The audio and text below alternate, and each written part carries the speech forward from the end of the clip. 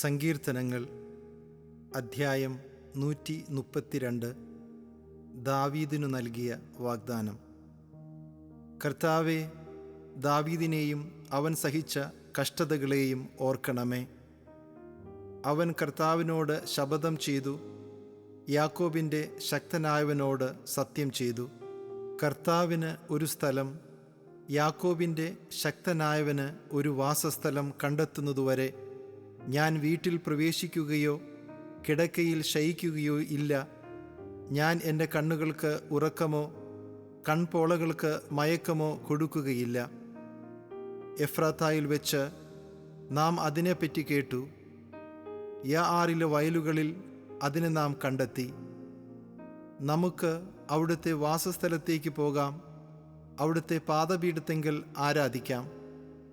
കർത്താവേ, എഴുന്നേറ്റ് അവിടുത്തെ ശക്തിയുടെ പേടകത്തോടൊപ്പം അങ്ങയുടെ വിശ്രമസ്ഥലത്തേക്ക് വരണമേ.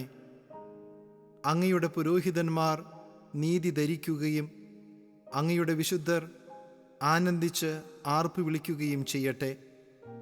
അങ്ങയുടെ ദാസനായ ദാവീദിനെ പ്രതി അങ്ങയുടെ അഭിഷിക്തനെ തിരസ്കരിക്കരുതേ.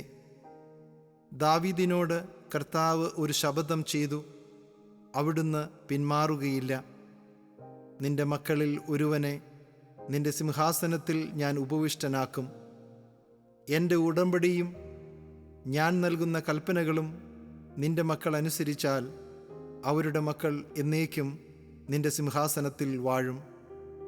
എന്തെന്നാൽ കർത്താവ് സിയോനെ തിരഞ്ഞെടുത്തു, അതിനെ തൻ്റെ വാസസ്ഥലമാക്കാൻ അവിടുന്ന് ആഗ്രഹിച്ചു.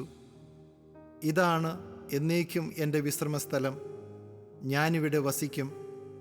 എന്തെന്നാൽ ഞാൻ അത് ആഗ്രഹിച്ചു. അവൾക്ക് വേണ്ടതെല്ലാം ഞാൻ സമൃദ്ധമായി നൽകും. ഞാൻ അവളുടെ ദരിദ്രരെ ആഹാരം നൽകി സംതൃപ്തരാക്കും. അവളുടെ പുരോഹിതന്മാരെ ഞാൻ രക്ഷയണിയിക്കും. അവളുടെ വിശുദ്ധർ ആനന്ദിച്ച് ആർപ്പ് വിളിക്കും. അവിടെ ഞാൻ ദാവീദിനായി ഒരു കൊമ്പ് മുളപ്പിക്കും. എൻ്റെ അഭിഷക്തനു വേണ്ടി ഞാനൊരു ദീപം ഒരുക്കിയിട്ടുണ്ട്. അവൻ്റെ ശത്രുക്കളെ ഞാൻ ലജ്ജ ഉടുപ്പിക്കും. എന്നാൽ അവൻ്റെ കിരീടം അവൻ്റെ മേൽ ദീപ്തി ചൊരിയും.